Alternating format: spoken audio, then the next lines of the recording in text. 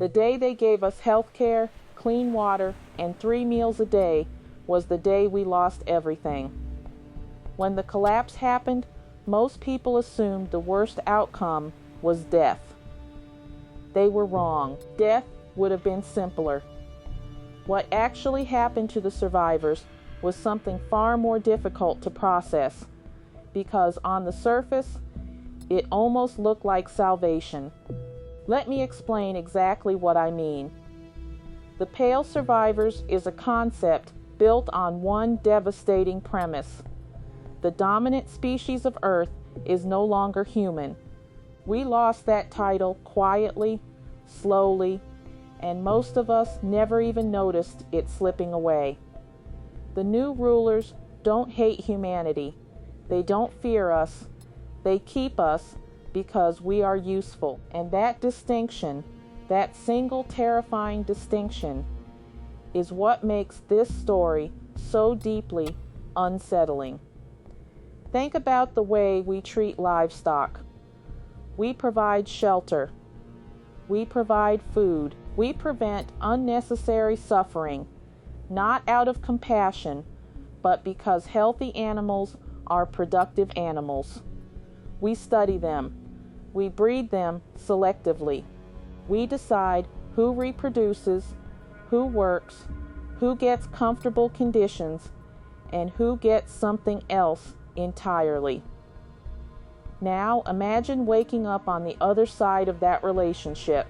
The remaining human population, referred to as the Pale Survivors, lives in structured compounds, temperature controlled, nutritionally optimized, monitored at all hours. The overseers are not cruel by their own definition. Cruelty requires malice. What they practice is management, cold, efficient, data-driven management of a species they consider valuable but subordinate. Here is the psychological layer that cuts deepest. Many of the humans inside these compounds no longer remember what freedom tasted like. The oldest among them carry faded memories of open roads and unmonitored choices. The younger generations know only the compound. And here is the question that haunts this entire narrative. If you are fed, sheltered, protected from disease, never cold, never hungry, but you have no autonomy, no vote, no voice, no right to leave, are you being cared for, or are you being contained? The overseers would tell you those are the same thing. That is the horror. Not monsters in the dark, not violence on every page. The horror is the smile on the face of the warden who genuinely believes they are doing you a favor. What makes the Pale Survivors so compelling as a story concept is its mirror quality. Every single system the overseers use was borrowed directly from humanity's own history.